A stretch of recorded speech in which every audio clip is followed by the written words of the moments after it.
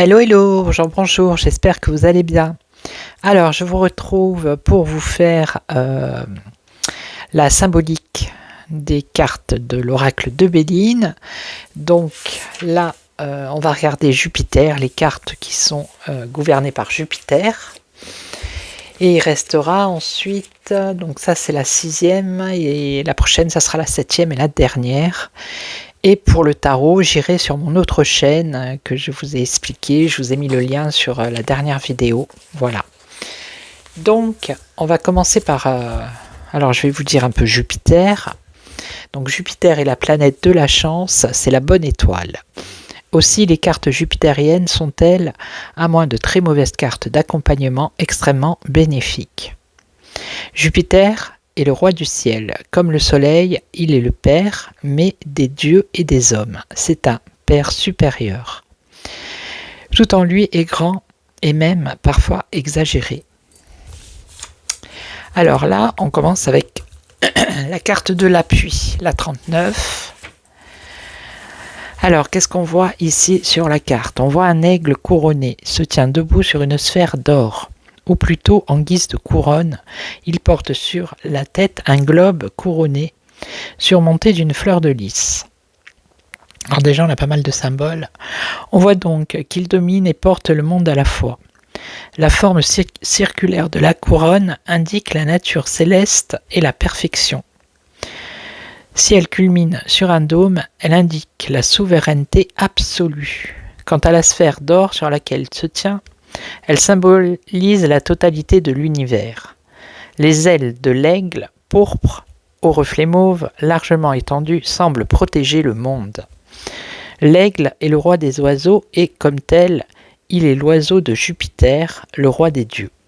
Il est l'emblème de la toute-puissance et servi dès l'Antiquité d'emblème aux rois et aux empereurs. Le nom de Jupiter est formé de deux mots latins qui signifient père qui aide, soutient ou protège. C'est pourquoi d'ailleurs, dans l'Antiquité, bon nombre de rois prirent le nom de Jupiter. Ici, il s'agit donc de la manifestation de Jupiter dans son rôle de père protecteur, mais d'un père très puissant, capable de protéger l'univers tout entier. C'est pourquoi Jupiter était considéré comme le père des dieux, les astres, et des hommes. Les poètes le désignaient sous le nom d'omnipotent, c'est-à-dire tout-puissant. Jupiter en astrologie est la planète de la puissance. Il symbolise les grands de ce monde, ceux qui sont détenteurs d'un pouvoir, ce pouvoir pouvant être politique, religieux, financier, intellectuel, psychologique, spirituel. Les maîtres, les grands professeurs d'université, les mandarins, les magistrats, les hauts fonctionnaires, les ministres, les gourous, les lamas, les grands féticheurs, les évêques, les imams, les cardinaux, les chefs religieux de toute race et religion, mais aussi la puissance financière, les appuis des banques, et naturellement les pères de famille, sans oublier la chance, qui est de tous les appuis le plus apprécié. Toutefois, l'accent mis sur le bec impressionnant de l'aigle nous rappelle que les appuis peuvent se retourner contre nous et le vent de la chance tourner. Donc, sur le plan matériel, cette carte est de très bon augure. Elle annonce des appuis puissants, des appuis hiérarchiques, appuis politiques ou financiers. D'accord ? Ça peut être dire au consultant d'utiliser ses relations pour réussir dans sa vie professionnelle. C'est une excellente carte pour celui qui cherche un crédit, une bourse. C'est excellent aussi pour un contrat, une situation. Ça veut dire que la chance sourit au consultant. Ça peut être une promotion ou un poste clé. D'accord ? Alors, sur le plan sentimental, j'ai pas zoomé. Oh, donc je vais zoomer. Donc, sur le plan sentimental, on nous parle d'harmonie et de solidité. C'est basé sur une famille stable et respectant les valeurs traditionnelles. Si c'est une question d'engagement à venir, ça veut dire que le partenaire sera un appui ou une protection. Voilà. Ça peut être aussi une obligation de respecter les règles, certaines règles dans un couple. Au point de la santé, c'est une protection générale. En cas d'inquiétude, on sortira d'une façon ou d'une autre, soit par des appuis médicaux ou par une bonne réaction du corps. Et sur le plan spirituel, c'est une excellente carte, voilà, occulte. Et sur le plan de l'occulte, c'est une protection. Voilà, même avec des mauvaises cartes autour, c'est quand même une protection parce qu'elle est puissante. Voilà. Donc ensuite, on a la carte 40, la beauté. Alors, on a un œillet d'or surmonté d'un cœur couronné. Ok. La tige de la fleur est d'or également et se tient toute droite. Elle est ornée de 4 feuilles vertes symétriquement disposées. Un calice vert enserre la base de la corolle dorée. Le cœur est rouge et la couronne est d'or, tout comme les pétales et la tige. L'œillet est la fleur dédiée à Jupiter à cause de sa beauté. Le nom latin de l'œillet est Dianthus, de Dios, qui signifie Jupiter, et de Anthus, la fleur.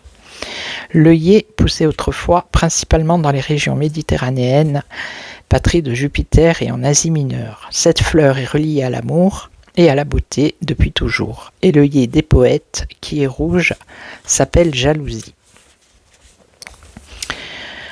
Mais ici, il s'agit de la couleur or qui évoque toujours la spiritualité, le divin. La fleur est en avant tout symbole de beauté et de jeunesse, mais aussi d'amour, ainsi que le rappelle le cœur, d'amour spirituel ou charnel. Mais elle possède d'autres significations. Le calice, par exemple, est symbole de réceptivité et, comme la coupe, il est considéré comme réceptacle de l'activité céleste. Le symbolisme du ciel étant accentué sur cette carte par celui de la couronne. Se dressant vers le ciel, la fleur relie la terre au ciel.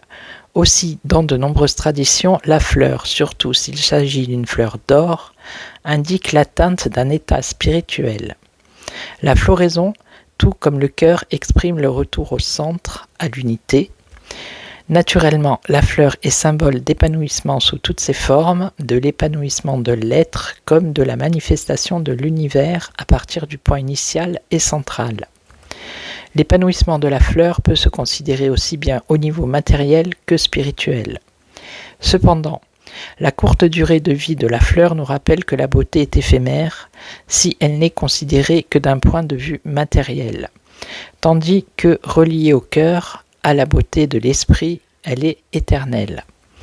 Fleurir, c'est être dans un état de splendeur, être en crédit, en honneur. Les fleurs ont aussi un langage, on parle du langage des fleurs. Elles furent utilisées aussi bien dans la communication amoureuse que comme symbole. Donc sur le plan matériel et professionnel, ça annonce une réussite, c'est l'épanouissement d'un créateur. C'est une réalisation aussi. C'est le rayonnement d'une création ou d'une affaire. Si c'est pour une orientation professionnelle, eh bien, il faut chercher du côté esthétique, de l'art, de la mode, de la coiffure, de la parfumerie. Ça peut être la fabrication des parfums, avec l'œillet, par exemple. Ça peut être aussi le cinéma, le spectacle, la peinture. Ça peut être une bonne entente dans la vie pro. Et ça peut être une ambiance agréable dans un cadre harmonieux. Ensuite, sur le plan sentimental, c'est des sentiments élevés, l'épanouissement d'un amour sincère, un épanouissement total et une heureuse issue dans le mariage. Pour la santé, c'est très positif. Il y a un épanouissement physique. S'il y a une inquiétude, il y a une guérison. La personne peut retrouver sa forme, sa confiance en lui, son énergie. C'est également un traitement médical ou chirurgical en vue d'une amélioration esthétique. Et sur le plan spirituel et occulte, c'est favorable dans le domaine spirituel, il y a une élévation. Et sur le plan occulte, ça veut dire que la personne elle est bien centrée et bien dirigée. Et qu'elle ne peut pas être atteinte par la magie. D'accord ? Alors ensuite, qu'est-ce qu'on a ? On a l'héritage. Alors ici, on voit un parchemin déroulé, probablement un testament, qui est encadré d'un crâne et d'un sablier. Il repose sur un tissu or bordé de rouge. À la première lecture, cette carte évoque un héritage matériel, Jupiter étant la planète de la richesse, qui peut nous échoir par héritage. Mais ce genre d'objet mis côte à côte, notamment le crâne et le sablier, se rencontrait autrefois fréquemment dans la cellule d'un moine et encore de nos jours dans le cabinet de réflexion des francs-maçons. Les moines méditant dans le secret de leur cellule devant ces deux symboles, le crâne et le sablier, parfois prenaient des notes, parfois avaient devant les yeux une prière inscrite sur un parchemin pour se guider dans leur méditation. Le crâne est un très vieux symbole. Il est le symbole de la mortalité humaine. Il nous rappelle que nous ne sommes que des passants sur la terre. Mais il symbolise aussi la nécessité de mourir à soi-même pour renaître à un autre état. Il s'agit dans ce cas-là d'une mort symbolique initiatique. Le sablier, ancien instrument à mesurer le temps, écoulement du sable, symbolise l'écoulement inexorable du temps et la brièveté du temps qui nous est imparti sur la terre. Sa forme bien caractéristique est donnée par les deux vers ovoïdes abouchés verticalement par un godet étranglé par lequel le sable se déverse de la partie supérieure dans la partie inférieure.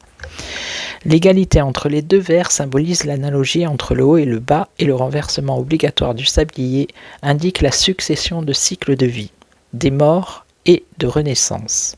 Enfin, le goulot étroit indique la difficulté de passer des états inférieurs aux états supérieurs. Quant au testament, dans certaines initiations, il est redirigé par le futur initié qui se prépare ainsi à la mort symbolique qui va faire de lui un néophyte, une nouvelle plante qui va se dresser vers le ciel.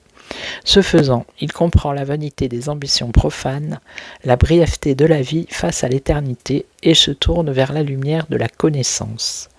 Plus simplement, cette carte indique les transformations incessante que nous subissons dans notre vie entre l'état de nouveau-né et de vieillard et nous apprend à ne pas avoir peur de la mort.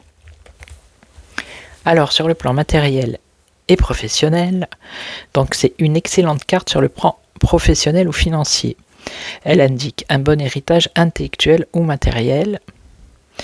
Ça peut être que la personne peut recevoir des dons ou des legs ou des prêts bancaires, ou encore qu'il peut hériter d'une entreprise qu'il aura à diriger.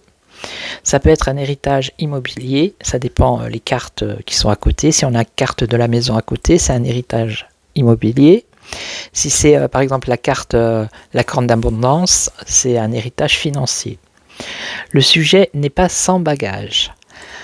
Alors, qu'est-ce qu'on pourrait dire? Ça peut être un héritage génétique, des dons artistiques, vous voyez. Voilà, un héritage matériel, ok. Ensuite, sur le plan sentimental, alors ça veut dire que la personne reçoit le salaire de ses actes, il récolte ce qu'il a semé dans cette vie ou dans une autre. Alors, s'il s'est bien conduit dans sa vie sentimentale ou affective, les bienfaits qu'il a prodigués lui seront rendus. Sinon, gare au retour de bâton. Sur un autre niveau, cette carte indique une certaine sagesse mise au service de sa vie de couple ou de famille. Enfin, sur un plan tout à fait terre à terre, il peut recevoir un héritage d'un être cher. Au niveau de la santé, c'est une bonne vitalité. Et au niveau spirituel et occulte, alors cette carte est très forte au niveau spirituel. Ça indique que le consultant a reçu une initiation ou va en recevoir une. Ok. Alors toute initiation met un rapport avec la mort. Donc ça peut être un médium par exemple qui fait des contacts défunts. Vous voyez. Et sinon, au plan occulte, qu'est-ce qu'on a? Le sujet n'a rien à craindre, il est au-delà des atteintes des forces du mal. Voilà. Alors, la 42, la sagesse. Alors, une chouette aux yeux d'or portant une couronne. Il y a beaucoup de couronnes, je ne sais pas si vous avez remarqué dans ce jeu. Donc, c'est l'oiseau consacré à Minerve, déesse de la sagesse et fille de Jupiter. Sa naissance ne fut pas ordinaire, elle naquit de la tête de Jupiter, ou plutôt de son cerveau. Il fallut d'ailleurs pour la faire naître que Vulcain fende le crâne de Jupiter d'un coup de hache. Minerve en sortit déjà adulte et tout armée. En somme, si Jupiter est le conservateur de l'univers, il représente également, par l'intermédiaire de sa fille symbolique, l'entendement et la sagesse divine. D'ailleurs, Minerve avait les mêmes yeux couleur de l'azur céleste que son père. Elle était honorée comme la déesse des sciences et des arts. Elle était impassible comme la justice, dont elle prenait parfois le glaive et la balance. Elle possédait une beauté majestueuse et son visage exprimait une douceur sévère. Elle possédait la suprême bonté tout en faisant régner la justice. Elle inventa l'agriculture, l'art de filer, de tisser et de bâtir les maisons. Elle avait le don de la persuasion et était célèbre par son éloquence. Elle savait faire régner l'ordre public. Née tout armée d'un casque et d'une lance, elle était la sagesse armée qui venge et maintient les droits des nations.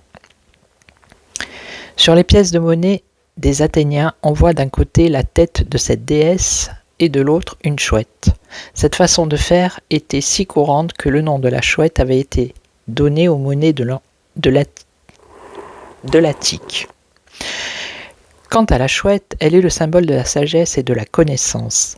Les anciens disaient qu'elle symbolisait la prudence et qu'elle pouvait prévoir l'avenir, parce qu'elle voit la nuit et perce les ténèbres de l'ignorance et du temps. Elle veille quand tout le monde dort, mais elle voit également pendant le jour, contrairement aux autres oiseaux nocturnes, et peut même donner la chasse à des petits oiseaux. C'est le complément de l'aigle qui reçoit la lumière du soleil et la contemple, les yeux ouverts. La chouette, elle, est oiseau de nuit et lunaire. Ses grands yeux symbolisent la voyance. Aussi est-elle un des attributs des devins. L'aigle représentait la face solaire de Jupiter, la chouette sa face lunaire. Donc, sur le plan matériel et professionnel, ça veut dire que le consultant sait mener ses affaires avec intelligence et prudence.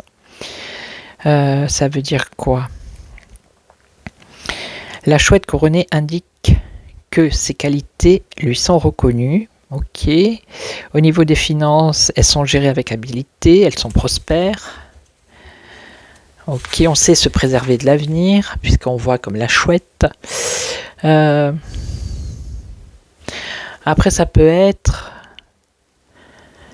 cette carte indique que le consultant ou la personne sur laquelle il s'interroge fait preuve d'ingéniosité, d'intelligence et de prudence, mais aussi de fermeté. Alors, elle favorise les juristes, les dirigeants, tous ceux qui exercent un pouvoir. Et c'est une carte de réussite, due aux qualités de la personne. Alors, sur le plan sentimental, qu'est-ce qu'on pourrait dire ? Alors, les rapports sont surtout basés sur des idéaux intellectuels, voilà. À moins qu'il y ait des cartes un peu plus chaudes, on va dire. Et sinon, ça veut dire que le consultant sait faire régner la concorde au sein de ses proches. Voilà, ça, on peut compter sur lui. Au niveau de la santé, c'est le capital santé géré avec intelligence. S'il y a une maladie, il sait se battre en cas de maladie. C'est aussi le signe de la victoire en cas de problème de santé. Sur le plan spirituel, c'est excellent. Ça peut être qu'il y a de belles prédispositions qui ont pu se manifester dès l'enfance. Voilà. Et occulte, il y a des dons de voyance. Et il y a une protection contre les forces du mal. Voilà. Alors là, on en est, il m'en reste 2. Donc, courage. Alors là, on est avec la renommée. Donc ça, c'est le... J'ai été chercher sur Internet. C'est turc. C'est l'emblème turc. Je ne sais plus comment ils appellent ça, mais je crois qu'ils en parlent dans la symbolique. Alors, 3 éléments chargés symboliquement indiquent la renommée. Un drapeau d'apparat, c'est-à-dire un oriflamme, qui, comme son nom l'indique, est revêtu d'or. Ici, la hampe et le croissant. La hampe est décorée à son sommet d'un gland vert affilé pendant, sur lequel est piqué le croissant lunaire placé horizontalement, les cornes tournées vers le haut. C'est ainsi d'ailleurs qu'il brillait sur la hampe des drapeaux turcs, voilà. C'était le blason du grand seigneur. Il fut également le symbole de Byzance, ville célèbre pour sa richesse et ses théâtres, et l'éclat de ses fêtes. Le drapeau lui-même est en forme de losange, partagé en 4 parties égales, symbolisant ainsi les 4 parties du monde, c'est-à-dire sa totalité. Ces 4 parties sont chacune sous la domination d'une planète. Alors Mars, Jupiter, Vénus et la Lune, groupant ainsi les 4 couleurs fondamentales, rouge pour Mars, jaune pour la Lune, bleu pour Jupiter et vert pour Vénus. Les vertus attribuées à ces 4 planètes rappellent les différentes façons d'accéder à la renommée. Mars, la renommée guerrière, Vénus, la renommée par les arts, la Lune, l'impact exercé sur la foule, Jupiter, le pouvoir spirituel, le pouvoir politique et la chance. Les 4 parties du monde représentées sur le drapeau indiquent que cette renommée s'étend hors frontières sur toute la planète. Et le croissant lunaire, alors attendez, j'ai perdu la ligne. Voilà. Et le croissant lunaire, qu'elle s'étend à toutes les couches de la société, la lune représentant la foule, le peuple. Une couronne de laurier indique la victoire, la suprématie. Il s'agit là d'une renommée bien méritée. Quant à la trompette d'or, c'est bien sûr la trompette de la renommée qui annonce à tous la réussite et le succès. La trompette attire l'attention par sa grande sonorité, c'est pourquoi elle était utilisée autrefois pour annoncer les grands événements. Cet instrument, tout comme la couronne, associe le ciel et la terre dans une commune célébration. Ces 2 symboles expriment l'élévation, la puissance. La couronne de laurier assure la pérennité de cette renommée puisque le laurier est symbole d'immortalité. Le laurier étant dédié à Apollon, cette couronne est solaire. Les vertus lunaires et solaires de Jupiter sont donc représentées. Alors, sur le plan matériel et professionnel, c'est un succès éclatant. C'est la renommée, la célébrité. Voilà. C'est la réussite. Ok. Ensuite, ça peut être les médias aussi. Alors, sur le plan sentimental, ça veut dire que la vie privée du sujet peut passer dans le domaine public. Ça peut être que la vie amoureuse peut être exemplaire et faire la une des médias, soit parce que la force des sentiments a vaincu des obstacles qui paraissent insurmontables. Bon, en tout cas, c'est la renommée. Ensuite, au niveau de la santé, la santé du sujet peut être exceptionnelle. Longévité hors du commun. S'il y a une maladie, il peut y avoir une guérison due à une action hors du commun. Et sur le plan occulte et spirituel, ça peut être devenir un chef spirituel reconnu, comme le pape, Dalai Lama, Gandhi. Et puis c'est tout. Ah oui, ça peut être aussi devenir un chef d'un ordre ésotérique ou initiatique. Voilà. Alors il en reste 2. Le hasard. Alors, qu'est-ce qu'on a là? Alors, la 44, donc, on a une roue d'or ailée dans laquelle s'inscrit une fleur à 8 pétales verts en rosace autour d'un point central rouge. Cette roue est surmontée d'une couronne dorée. Le mot hasard associé à la roue évoque celle d'une loterie. Mais cette roue n'est pas ordinaire. Elle flotte haut dans l'espace et est actionnée par de grandes ailes rouges. Quelle est la roue de lumière qui tourne dans le ciel, si ce n'est le zodiaque? Cette roue sur laquelle tournent les planètes, ces boules magiques de la grande loterie céleste. Le hasard, disent les ignorants, est une divinité aveugle et capricieuse, une influence accidentelle sans cause et sans loi, un moteur sans direction et sans but. Ainsi, les jeux de hasard ne mettent en principe en cause ni adresse ni intelligence. C'est le hasard, dit-on. Seulement voilà, le mot hasard vient de l'arabe az-zar qui signifie jeu de dés. Mais en hébreu, le jeu de hasard se dit mis-ak mazal, c'est-à-dire non pas le jeu de hasard tel qu'il résulterait d'un coup de dés imprévisible, mais mot à mot, le jeu régi par la constellation. Alors, il n'y a pas de hasard. Ce sont les planètes qui influencent les lieux et les personnes selon les modalités bien précises.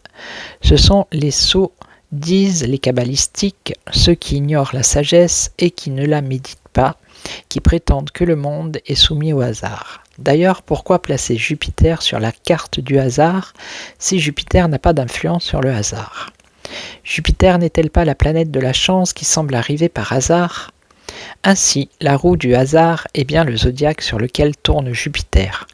Les 8 pétales de la fleur indiquent les 8 directions de l'espace et la couronne du ciel. Il s'agit de hasard, il faut le prendre dans le sens de destin, et ici le destin heureux apporté par Jupiter, planète de la chance. Le mot chance est un mot qui veut dire tomber. Autrement dit, la chance, c'est les influences qui nous tombent du ciel, les influences bénéfiques, notamment celles de Jupiter. Bref, le hasard, c'est la bonne ou mauvaise étoile, et ici, c'est la chance. La bonne étoile. Cette carte indique donc la chance. Elle est un heureux présage qui dépend du ciel et agit par l'intermédiaire de Jupiter qui nous donne de bonnes dispositions. Par exemple, il nous rend beaux et intelligents avec une famille aux petits soins et suffisamment de flair pour agir au bon moment dans la bonne direction ou pour choisir le billet de loterie qui va gagner. Donc sur le plan professionnel ou matériel, c'est la chance. Voilà. Ça favorise les affaires, l'offre correspond à la demande. Quelqu'un qui cherche un emploi, la chance est là. Voilà. Hein? Ok, c'est plus la chance que le hasard. Ensuite, ça peut être d'heureux concours de circonstances, ça peut être un banquier qui vous fait une offre avantageuse. S'il y a un problème, c'est la chance qui permet de se tirer de ce mauvais pas. Voilà. Après, au niveau sentimental, ça peut être un coup de chance. On peut faire une rencontre susceptible d'améliorer le cours de son destin. Une circonstance inattendue, un coup de cœur, on tombe sur l'homme, justement on tombe sur l'homme ou la femme de sa vie, et s'il y a des problèmes, les événements se résolvent alors qu'on ne s'y attendait pas. Après, au niveau de la santé, c'est la chance qui permet au sujet d'échapper aux maladies. En cas de traitement, on tombe sur le bon médecin. En cas d'opération, sur le bon chirurgien. Voilà, les circonstances sont favorables à la santé d'une façon générale. Et sur le plan spirituel et occulte, alors, si la personne elle désire faire une recherche spirituelle, elle tombe sur les bons livres, voilà, ou sur les bonnes personnes qui vont lui expliquer. Et puis, qu'est-ce qu'on a d'autre ? Voilà, sur le plan occulte, c'est la chance est favorisée. Voilà. Et ici, alors le bonheur, le bonheur, vous voyez, on a encore une couronne. On a beaucoup de couronnes. Regardez, une ici, une ici, une ici. Et il y a, sur cette carte, il y a 5 cartes où on a des couronnes. Ouais. Alors, on continue avec la dernière, 45, le bonheur. Allez. Alors, c'est pas évident, j'ai la voix des fois qui... Alors que d'habitude... Alors, une main sort d'un nuage bleu. Le nuage bleu symbolise le ciel, la main est donc la main de Dieu. Elle porte une étoile rouge à 6 branches, au centre de laquelle une petite étoile également à 6 branches reflète la grande. Au-dessus, une couronne d'or qui vient renforcer le symbolisme céleste.